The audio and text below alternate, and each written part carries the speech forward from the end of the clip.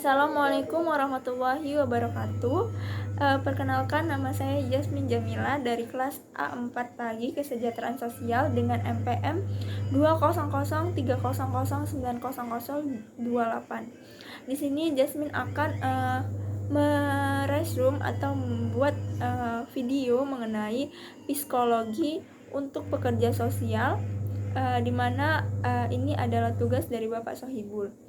Yang pertama akan Jasmine jawab adalah yang akan Jasmine resume yaitu mengenai psikolog yang akan diperkenalkan kepada pekerja sosial. Nah, sering sekali dikatakan bahwa psikolog itu adalah untuk orang-orang yang hanya terkena gangguan sakit mental atau orang-orang yang emosinya terganggu.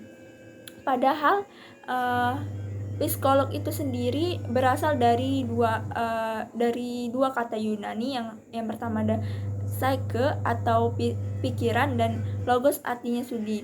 Ini berarti bahwa secara harfiah dikatakan bahwa psikolog itu adalah studi tentang pikiran.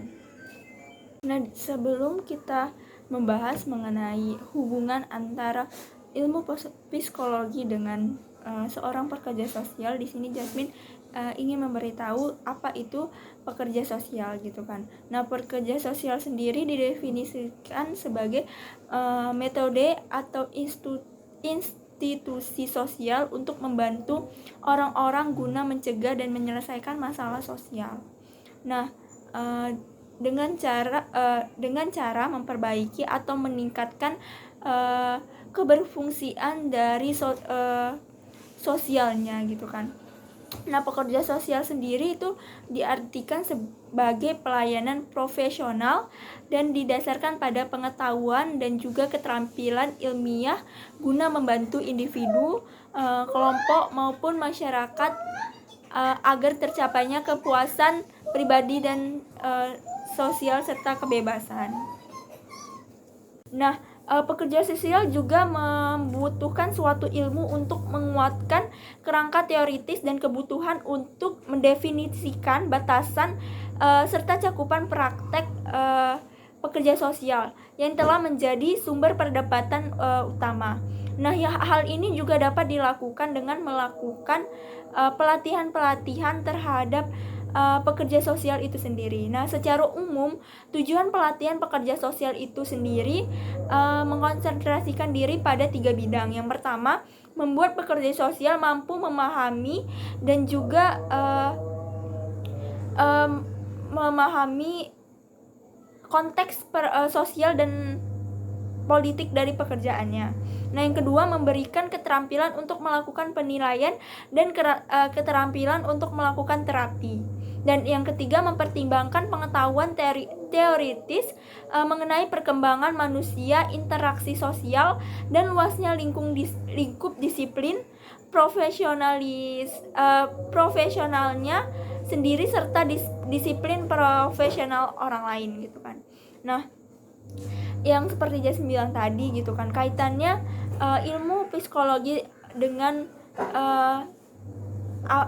yang namanya pekerja sosial gitu kan. Yang pertama itu adalah isu-isu praktis dan teoritis mengenai keterampilan wawancara. Pastinya sebagai pekerja sosial kita akan melakukan yang namanya wawancara terhadap individu atau kelompok yang mengalami permasalahan sosial gitu kan. Nah, keterampilan melakukan penilaian dan keterampilan melakukan terapi. Nah, keterampilan ini kita bisa dapat dari ilmu-ilmu psikologi gitu kan. Yang kedua juga perkembangan dan interaksi manusia. Nah, seringkali perkembangan dan interaksi manusia itu sendiri dibahas di ilmu psikologi gitu kan.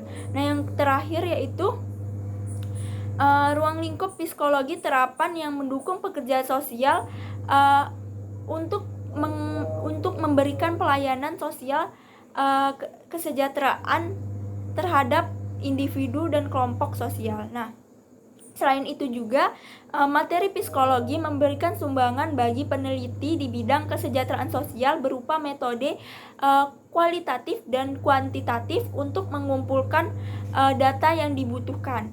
Nah, hal ini juga memberikan alternatif dan variasi tambahan dibandingkan dengan masuk. Di sini Jasmine akan menjelaskan mengenai aliran-aliran yang ada dalam psikologi. Yang pertama itu ada behaviorisme atau perilaku manusia yang dilihat sebagai bentuk kekuatan lingkungan dan merupakan kumpulan tanggapan yang dipelajari terhadap rangsangan eksternal atau proses pembelajaran utama dikenal sebagai pengkondisian.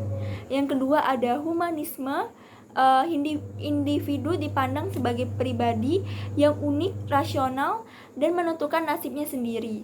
Nah, yang ketiga juga ada aliran teori psikodinamika yang dimana pikiran dipandang sebagai kombinasi dari pikiran sadar dan cara kerja pikir bawah sadar. Nah, yang keempat ada teori kognitif, yaitu perspektif yang melihat apa yang terjadi setelah stimulus selalu mendahului respon.